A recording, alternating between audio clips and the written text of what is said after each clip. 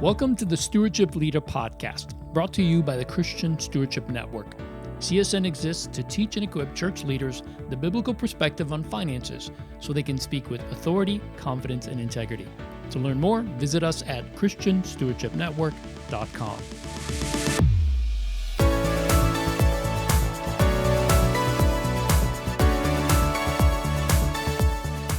Well, hey everybody, welcome to Stewardship Leader. Thank you so much for joining us today. We are going to have a guest speaker, and that guest speaker is David Thompson, my friend who is a pastor. He is the Connect and Stewardship Pastor at The House here in Fort Worth, Texas. David, thanks for joining me for this podcast. Hey, Leo. Thank you so much for having me. I love being on the podcast, and I love CSN and what you're doing with the ministry. It's been a ton of fun to be a part of. Well, thank you. And today we're going to talk about teaching generosity to the next generation. You actually did a session at our forum back in March on this topic, and I thought it was a great resource and content that we want to share with the rest of our community for the folks who weren't able to make it to the forum this year. We do encourage you to come to one of them. I think you'll love it. But for those of you that were not part of that session, we didn't want to keep this away from the rest of our community because we do believe it's a resource that would benefit all of you. So thank you for teaching it, David, and thank you for being willing to come and share it with the rest of our community today. Thank you, Leo. I'm thinking through a little bit of context even for people listening in. So my name's David Thompson. I'm 39 years old. The reason I say that is because we're talking about generations, and you're going to be thinking through different ages, and you'll be hearing my context and perspective at age 39. I worked for 15 years, or was a part of Gateway Church for 15 years in Southlake, Texas, got to come on staff as an associate pastor of stewardship ministry, eventually became the pastor of stewardship ministry, oversaw all discipleship, and actually eventually became the president of the music label, funny enough. So again, just giving you a little context, today I'm at the House Church in Fort Worth.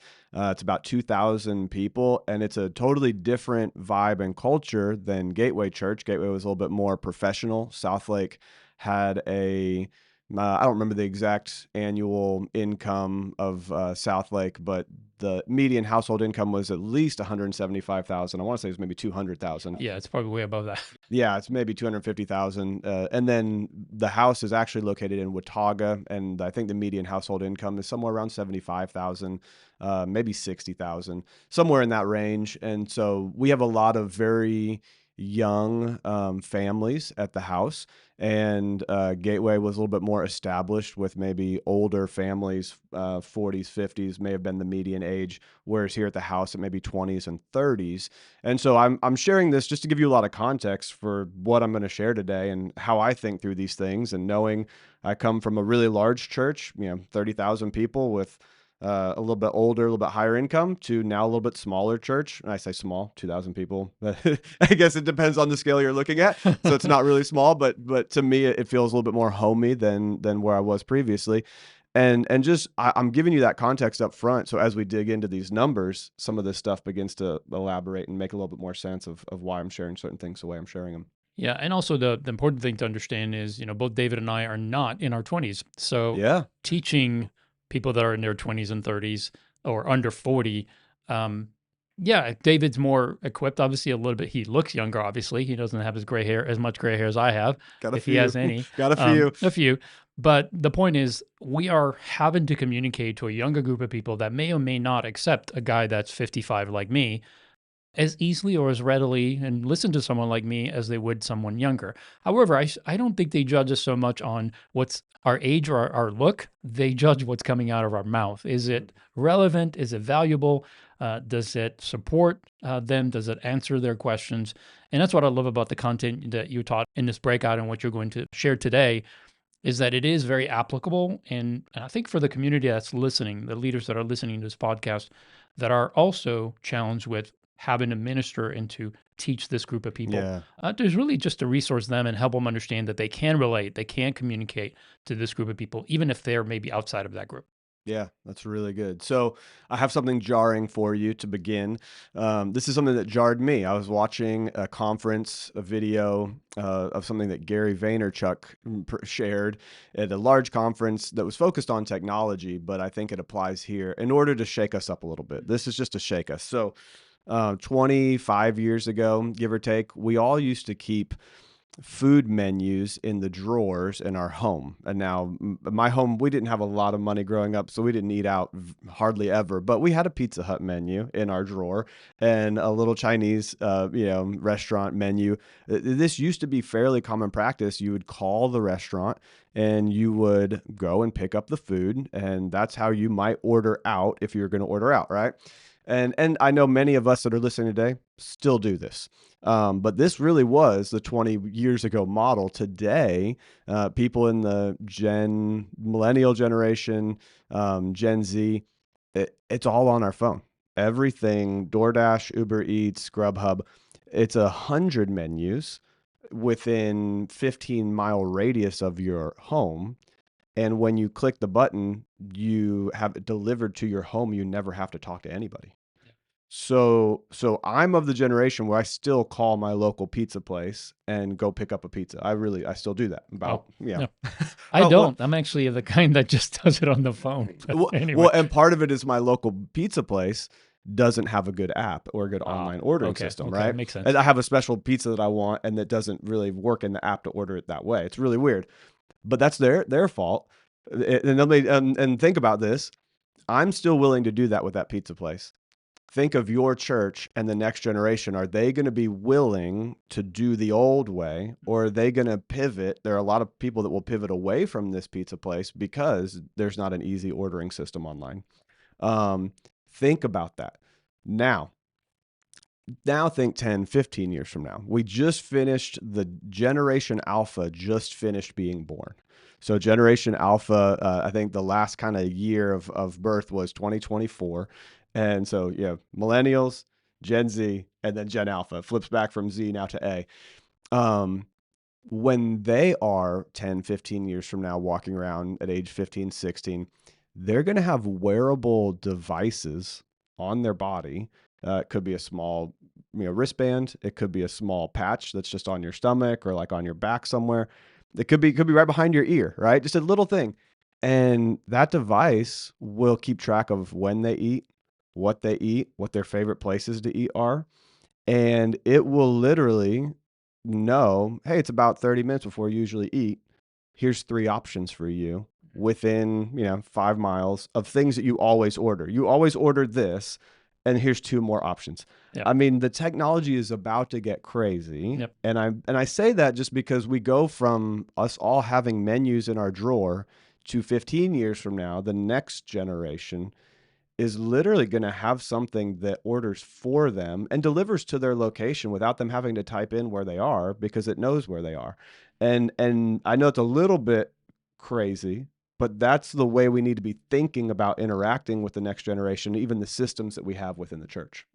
I so agree. I was listening to, or watching, I should say, a video the other day on the robots that Tesla is about to unleash on the population. And one of the features that's built into, that will be a feature that's built into the robots, is the ability to gauge and respond to you based on motions that you do. So if Yeah. you like rub your stomach a certain way, it'll detect that you're doing that and thinking, oh, you're hungry, and it'll provide, I was like, wow, that's incredible.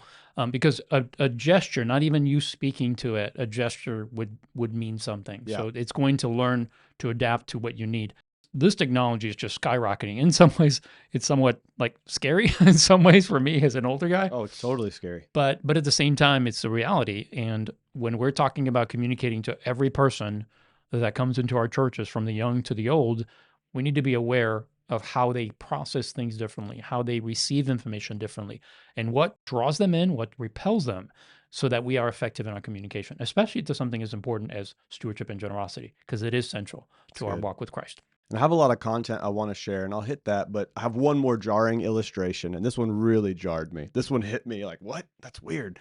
And so I think you'll have that response, but in 2003 is when Match.com became fairly well known. I remember I was in high school in 2005 when Facebook became well known. Well, Match.com was kind of the first place that people could go to build an online profile and begin a dating relationship.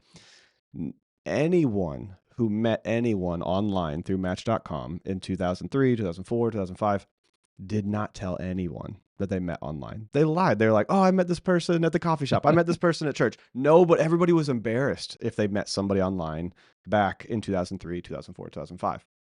Today, something like 50% of people meet online and they feel completely comfortable sharing that they began their relationship. I have good friends that got married through online dating apps that are free on their phone. This is normalized. Now, that's today. Today in Japan, a very secular culture, I think maybe 1% of Japanese in Japan are Christian. So very secularized, very highly technology driven. Today in Japan, there are people who are married legally to an AI robot online. Whoa. So here's what jarred me. This is Gary Vaynerchuk. He said, 25% of the people listening, one of your grandkids will end up dating an online AI girlfriend I'm not sure and how I feel about that. talk normally about it. Wow. I mean, and it's true. I mean, it's crazy because before, just meeting a human online, we were afraid to talk about. Yeah. Today, we meet people online all the time. And in other cultures that are secularized, it's gone to the point even of a marriage relationship, which I don't personally fully comprehend. But the technology is going to get so good that our grandkids, and really, I hope I'm not speaking this over you, but we have to be a little bit jarred that that's how strong technology is coming and how hard how aggressive it's going to be on the next generation. Yeah, and to influence the next generation, not in a way that we would, not with the values that we want them to embrace, not with a faith that we Right. hope they would practice. Right. And so again, it has so many implications. Technology does, and like anything else in the world, we can use it for good, or we could use it for not so good. Yeah. And so it's our responsibility, though, as church and stewardship leaders, to figure out how to communicate to the next generation and not allow the natural or the technology that gets in the way to stop us from being effective in our communication. So that's why this is so important to understand how quickly the world is changing, and that if we keep up with like, well, they need to come and do it this way, I would beg that that's not a good approach, because Right. chances are you won't reach them. And I share that you could have two reactions. You could have a reaction that's like, "Oh, I can't believe that a kid would do that. That's so dumb." That's a normal reaction, but I also what I actually want us to do is have empathy to realize that the culture is going to be so different. And specifically in Japan, it's highly secular. So the cultural values are completely different. Especially in the faith-based community that we walk in as Christians. But there are going to be kids and grandkids that walk in secular communities that this will be normalized. And so we just have to be aware. I think the other reaction is that there's a deep empathy. And so what I really want us to have is a deep empathy. In fact, there's one more, when we get over to some of the focusing on teaching the next generation about generosity. I have a few more stats that are really practical to this space that helped give me another level of empathy. So right now today, the median age of a first-time home buyer in 2024, the median age is 38. And this is currently it's getting older as we go, right? Because inflation has in the past probably 3 to 4 years has been really dramatic, especially on housing, especially on insurance and a bunch of different pieces that relate to housing. And so when I heard that the median homebuyer age in 2024 is 38, it gave me a deep empathy because I don't remember the exact age, but I think Ashley and I bought our first home. We've been married for 12 years, 12 and a half, 12. Yeah. So we bought our home 2.5 years into marriage. So we bought our first home 10 years ago, I think when I was 28. And that's 10 years of growth that we were able to catch the growth of the market. Whereas somebody that was starting at 38 misses out on that 10 years of growth in the real estate market. I say that because if we don't teach the next generation about stewardship, and they are already in a little bit harder, more difficult position financially, and the market is different, they're going to miss out on some of the things that we benefited being able to buy earlier or walk into certain scenarios earlier in life. What I'm hearing you say, David, is it's more crucial for us to teach these principles and help them understand and apply these, not just from a faith base, which is obviously very important, that's the core, but also from a practical standpoint. that would allow them to have the ability to grow wealth, to set themselves up for the future, to make sure that they're being wise with how they're Yeah. managing their money. Yep. So let me go to a few practical statistics on just generosity in different age groups. And so, first and foremost, baby boomers today make up 30% of the population, but they make up 42% of the giving in church. So dramatically outsized giving compared to the size of population, the baby boomers. Gen X, that next generation, is 26% of the population, so less population, but they make up 19% of the giving, so less than half, and they're almost the same size as the baby boomers. Right. Then the next generation, my generation, the millennials, only make up 7% of the giving while representing 30% of the population. So baby boomers are 30%, millennials are 30% of the population, but millennials give currently 1/6 as much. Yeah. Now, part of that is just because they're younger. The economic conditions are different. They've not been established in their career. They're not giving yet at the same rate. But so that's built into the cake. But this is why we need to start teaching them now, because they're the same portion of the population, and yet their giving is 1/6 as much. Some of that is just logical, but some of that is because we haven't equipped them yet. Yeah. And the unknown is, are they on the same trajectory that we were? Mm-hmm. As a Gen Xer, I was taught giving early on. I started tithing soon after I married my wife and started having children. So at about 20, I think we had our first baby at 24. So that's when my wife started coming to church. So she was not a believer when we married, but became a believer. And we just embraced the fact that tithing was something that God wanted us to do. Mm-hmm. But we were 24 at that time. And what's interesting to me is I don't know what the context was or what the stats were for my generation when I was Right. the millennial or the Gen Z. But now my generation, the Gen Xers they give 19%, right? And we're almost as big as the other two. We're only Yeah. slightly Yep. smaller. So I think our concern for everybody that studies or keeps track of the giving is, are these stats alarming compared to previous ones? Right. That's a good Honestly, I question. don't know, Yeah. because 30, 40 years ago, we didn't have the same data Yeah. for giving. But it's still a drastic difference, 1/6. So for every boomer, there has Mm-hmm. to be 6 millennials to give to make up the same amount, and Yeah. that's troubling if it doesn't change. Yeah, and I do think it's really astute to say, hey, how was this previously? Like, this is about the same, and there probably is some correlation, but I would venture to say that it's probably a little bit worse than it was in I the would agree. past, right? And so this is part of the why. This is part of the, hey, we have to invest in ministering to the next generation and be very intentional to do that. Because if we don't, the culture around them will influence and move them, and the technology around them is going to influence and move them. So, speaking of technology, this is again just another statistic here, but 76% of people don't carry more than $50 in cash. 76%, so 3 out of 4. I actually had a guy in his 20s yesterday that came up, who works on staff of the church. He wanted to go to the Subway next to the church, and I guess their system was down. They could only take cash. So he couldn't have lunch that day. And he literally walked into my office. I He can't knows I'm the believe this is stewardship happening. pastor. He literally walked into my office. He said, "Hey, you look like the kind of guy that carries cash." That's I'm hilarious. like, on one hand, I took it as a compliment. On the other hand, it's like, you're old. And I'm not even that old, people.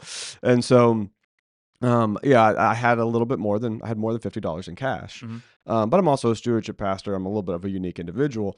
What I really want to highlight here is that 76% of people don't carry more than $50 in cash. 50% of people, now we're going to switch to a giving moment. 50% of people aged 25 to 54 are willing to cover the online processing fee for their gift. And here's the leap I'm taking. Most people aren't carrying cash anymore. That means that they're very comfortable giving online electronically, and especially the next generation, to the point where if you do an offering or generosity moment within the church and you expect them to even be able to give cash, they literally are not going to the bank anymore to get cash. and they don't carry cash. So you could have a very inspiring, meaningful, deep moment where they connect with the Lord in service and they feel like the Lord asks them to give. And if you only have cash or an envelope as an option, and you don't have a great electronic option, not just a decent electronic option, but a great electronic option to give, you may be hindering somebody's ability to give the resource that God has asked them to give. Yeah. And you may feel, especially as a maybe Gen X or older, you may feel like, what's the big deal? Just go through the process and do it. I mean, you should be motivated to give, and whatever barriers in your way, just do it. But again, you're emphasizing, David, that these are young people who order their food online, they have it delivered, it's simple, it's almost thoughtless in some ways. You can just get it done, and it doesn't take a lot of effort. Yep. And all of a sudden, they go to the church, they want to do something that's spirit-led, and you're putting all kinds of barriers in front of them. And they're like, no, I thought this was going to be easy, and the moment's gone, and they just give up. Yep. And so that's an important thing to understand. When we're really looking at generosity, we can't just say, you guys should give because it's in the Bible. No, we should look at everything. And this is one of those areas that's very important to look at. Hey friend, quick pause. If you're listening to this, I know you care about biblical stewardship and helping your church grow in generosity. But you don't have to do it alone. At the Christian Stewardship Network, we've created a space just for you, where church and stewardship leaders from all over the country connect, learn, and encourage one another. As a CSN member, you'll get access to monthly collab calls, online courses, and a growing library of resources, all rooted in God's Word and real-life ministry. It's more than just a membership. It's a community that gets what you do and wants to help you thrive. Come join us. You can learn more at christianstewardshipnetwork.com/membership. Let's keep building the kingdom together. Yeah, right now today, 49% of all donations to churches come through credit cards or other electronic means. And so let me tell you what we're doing at the house, and I have this in my hands. These just came in. You can hear the bag, a little crinkle bag here. I'm taking this out of the bag for the first time. It is a probably 3-inch by 3-inch hard piece of plastic that we are putting on the back of every single chair at the house. It's black, it's branded to the house church, and it says, tap your phone here, and we'll literally fasten this to the back of each chair, and part of the giving moment, anybody, and again, it's a younger church, anybody will be able to take out their phone. As long as their phone is unlocked, they literally just tap their phone to the back of the chair in front of them, and it opens up with how they can donate. And it says donate via credit card, debit, ACH. I mean, obviously the primary win is somebody donating directly from their bank account. We're not asking people to give on their credit cards, but this is the normal means of currency and dollar flow today. And so just be aware. People are going to give through their credit card. We have stock donation, crypto donation, and I always make a joke. I have a friend that sits next to me in almost every service. They always attend one of the services that we have, and I sit with them, and they're like, yeah, I just gave $1 million today. And I'm like, wow, that's really generous. He's like, yeah, $1 million Dogecoin, so about $5. and it's a joke, and obviously today that is a joke, but there's a chance that 10 years from now, 15 years from now, the next generation, I don't know what percentage will be, maybe 10% of giving is done through crypto, maybe 15%.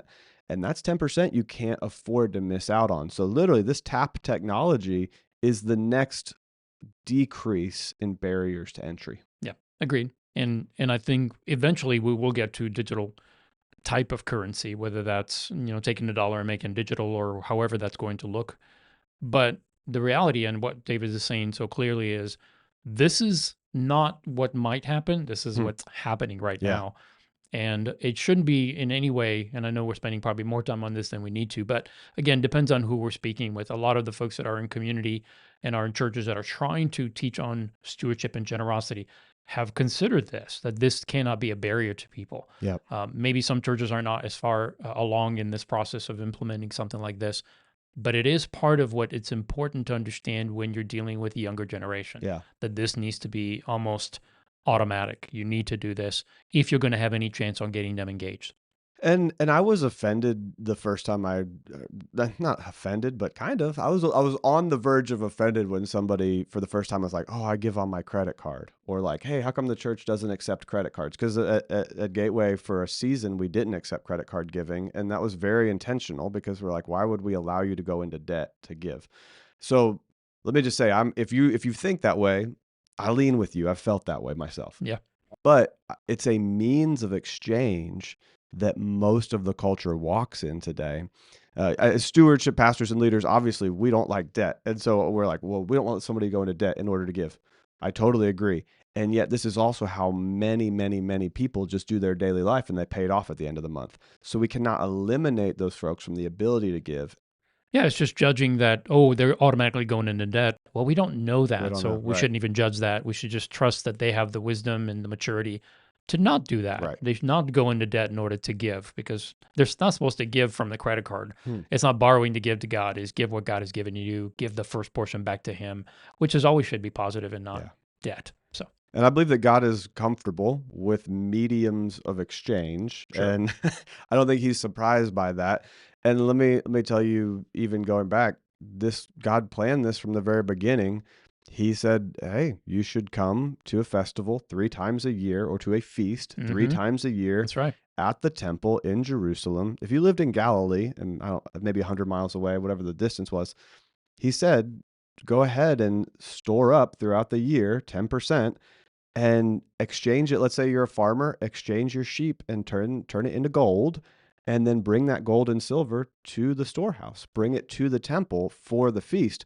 So God understands mediums of exchange. Like if you're a farmer or you're a rancher and you've got fruit and cattle or goats or fill in the blank, he knew, oh, there's even going to be probably an exchange fee to change your cattle into gold. And then you get down to the temple and there's going to be an exchange fee back to turn your gold back into a sheep.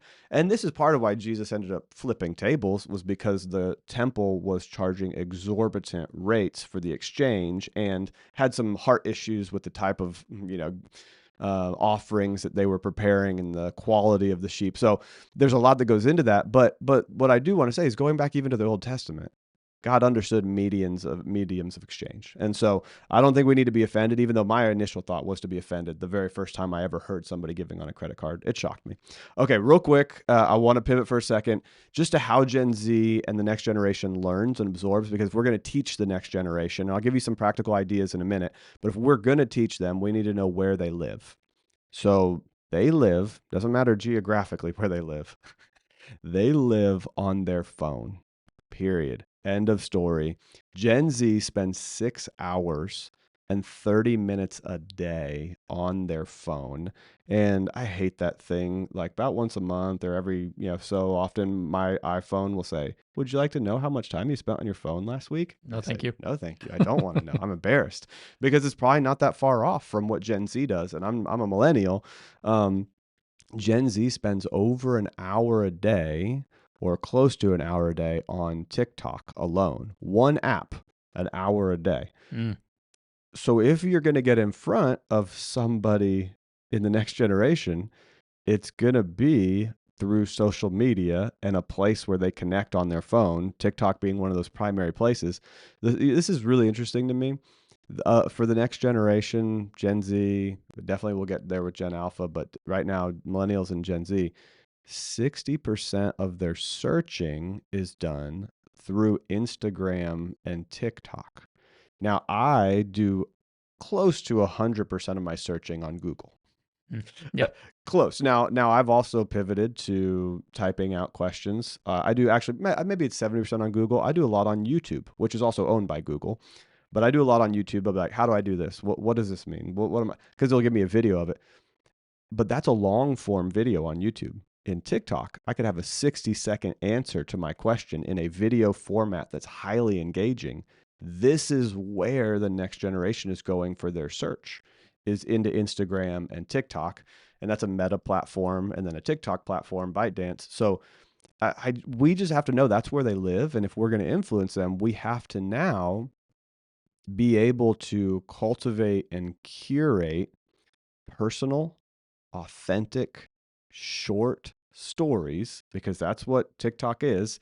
It's personal. It's usually somebody holding a camera no more than 2 to 3 feet away from their face. It's highly personal. It's very authentic because it's very real to the moment. Sometimes people do goofy stuff, but it's like, oh, that's real. That's exactly where they're at right now. And it's short. It's typically 30 seconds. A minute might actually be long now on TikTok. So maybe it's 10 seconds, maybe it's 15 seconds. Now, obviously, there's only so much you can do to educate in 30 seconds. I still tend to lean towards long form content on YouTube. Yeah, me But too. we've got to realize that the next generation may be like, why would I tithe? And type that not into Google, not into YouTube, but literally type that into Instagram. And they're looking for a carousel of visuals that they can scroll through 10 different visuals very quickly, that's highly engaging, highly well designed visually, that tells them why they should tithe, or why should I give to my church instead of giving to my local SPCA? Like, why not take care of dogs and cats over here? Why would I give to? I mean, it's interesting because they're going to be even searching in different places, so the content we curate is going to have to shift as well over time. Yeah. Or they may never see it.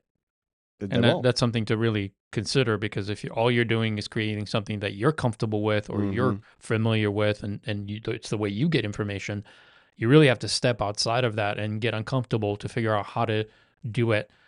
Like you, David, I mean, I love to sit, and I know there's more value to sitting with people over a period of time, sometimes weeks, if I'm trying to develop certain skills and share certain principles that they can adapt, because it takes time to change and apply these. But yet I may start or may supplement to draw these people in through Instagram, TikTok, or whatever other means, because otherwise they'll never show up for class. Mm-hmm.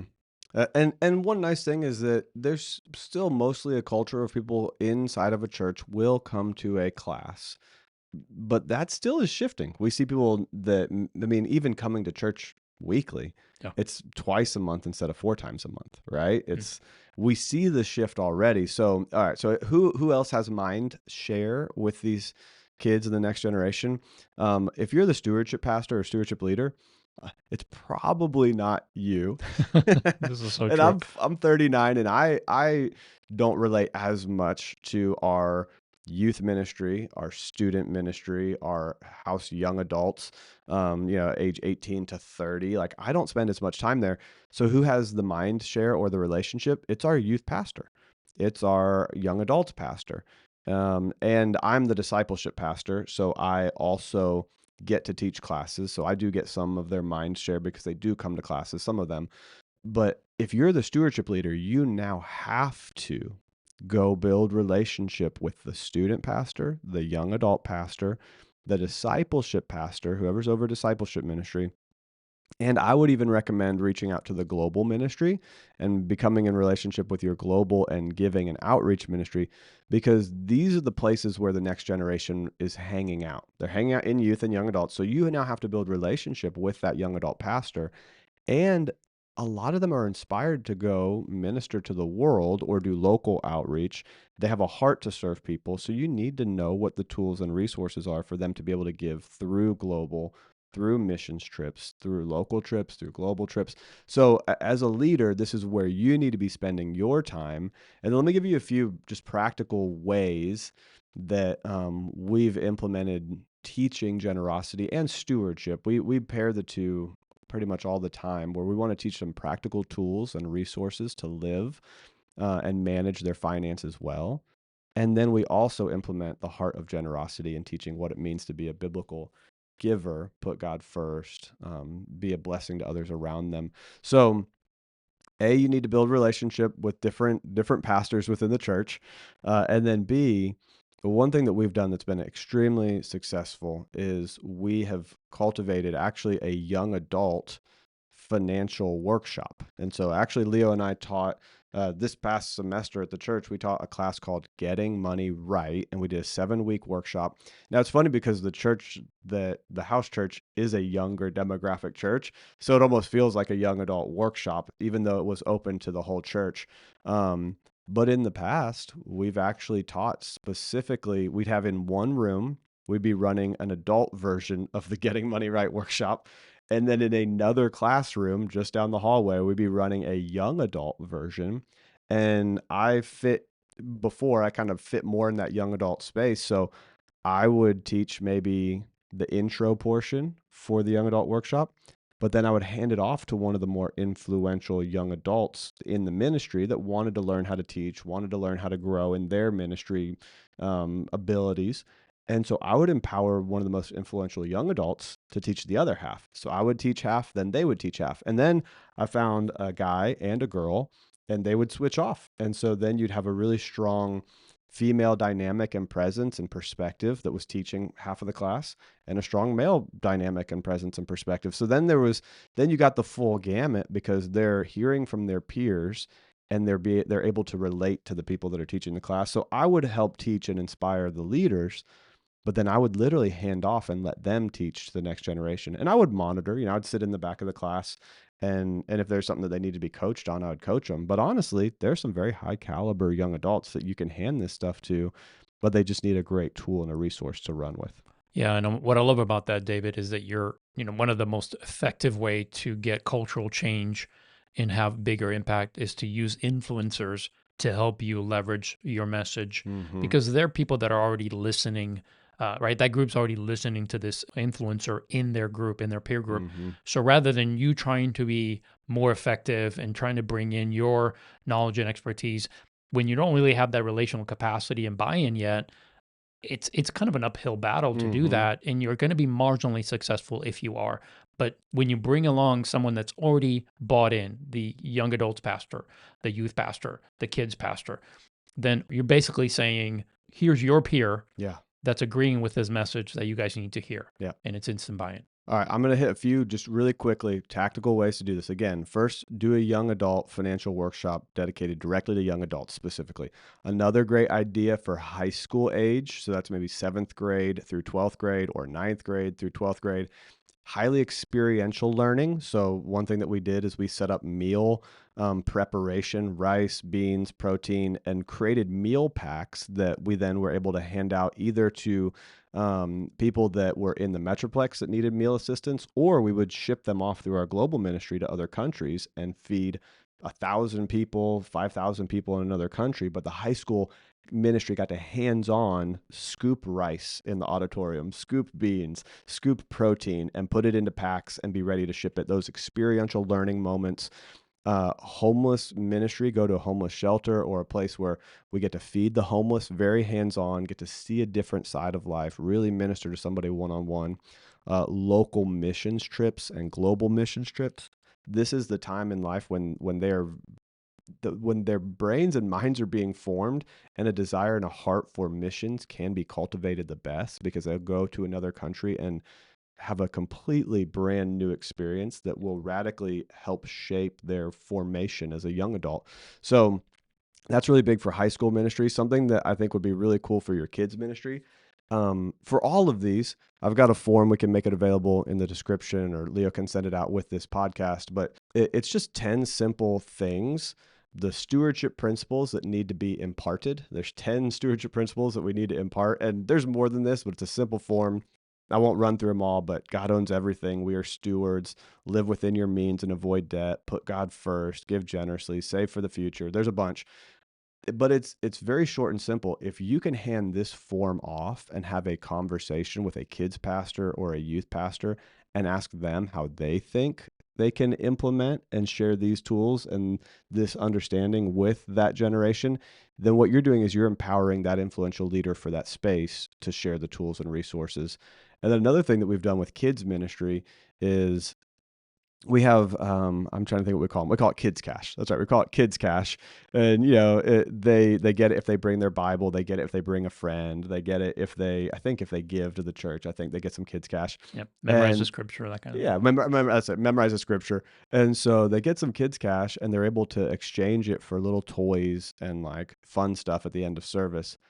But what if you had them be able to put a map on the wall of the globe, and you said, hey, if you do, $5 of Kids Cash and you give it here, we will send 5 meal packs to kids in another country. And you could literally put a pin in the wall where that globe is, or that big global map. And you could say, because you gave this kid's cash back to the church, you actually bought 5 meal packs and you gave meals to kids in another country. Give your kids an opportunity not just to buy something with their kids' cash or their Bible bucks, but give them the chance to actually minister to somebody else in another country and teach about giving, and then give them that opportunity at the end of service. So these are a few very practical and tactical ways to minister in this space. Last one is, you could put together a dinner for the top 40 givers under 40. Now, the heart of that would be to recognize who your influential young leaders are that understand generosity, and to personally build relationship with them and then pour into them, and to continue to inspire the movement of generosity in the 40 under 40. So maybe your top 40 givers under age 40, it causes you to build relationship with that generation and begin to understand what they're dealing with and wrestling with, and learn how to communicate better with other people in that age group. So there's a few practical, tactical ways. I know we could spend more time on it, but I hope it was helpful to get to hear some of these ideas and some of these stats, and even be jarred awake a little bit and have some empathy for the next generation. Yeah. Thank you, David. That all of that is so helpful, because it does help us to understand the nuance of what it takes to reach that group. And we all want to. I mean, I don't know anyone that's in this ministry at the church that's not thinking the next generation needs to embrace these values. And generosity is such a key one, because it does shape not just the mission of the church, but they're going to be the ones that are leading the church in 20, 30 years. And if they don't understand these, if they're not practicing these type of behaviors and living this out, then gosh, the future of the church may be in peril. So we all agree it needs to be done. I thank you, David, for taking the time to kind of walk through some of these, both the shocking things that we learn, the practical things that helps us to have more access and know where these people are hanging out so that we are more effective. And of course, all the other things, leveraging influencers, making sure that you're including other ministry people that are on staff that have that specific responsibility to lead the youth and to lead these younger generations, so that you leverage that and not try to be the answer to all of people, because we have limitations. All of us do. As I get older, I realize I don't have as much ability to speak to younger people because I'm not in that context. Even my kids are beyond that age. So it's harder for me to know exactly what would be influential for them, what they would receive and what they would reject. So why try to become something that I'm not? I'd rather just leverage my knowledge, my experience to pour into somebody else that's already has that buy-in with them, and then empower that person. And I'm doing two things. One, I'm getting the message across, even if I'm not the one delivering it. And more importantly, I'm equipping someone else to take on and grow in the passion that God's given me, so that they can take up the baton and keep going forward. So thanks, David, for all of this. We really appreciate it. Thanks again for having me, Leo. It's always a ton of fun to be a part. And I want to thank you for listening to this podcast. If it's been valuable, helpful, please share it with another leader. Let someone else know that we have this content that's being created through the Christian Stewardship Network, so that they can benefit, so that they can take part in what we're offering. And hopefully it'll be a benefit to them as well. If you want to know more about CSN, what we do, what we're all about, and how we might assist you to develop and run a healthy stewardship and generosity ministry within your church, contact us. You can find us online, of course, at christianstewardshipnetwork.com, or you can just email us at info@christianstewardshipnetwork.com. Again, thanks for joining us. We look forward to seeing you next time on Stewardship Leader.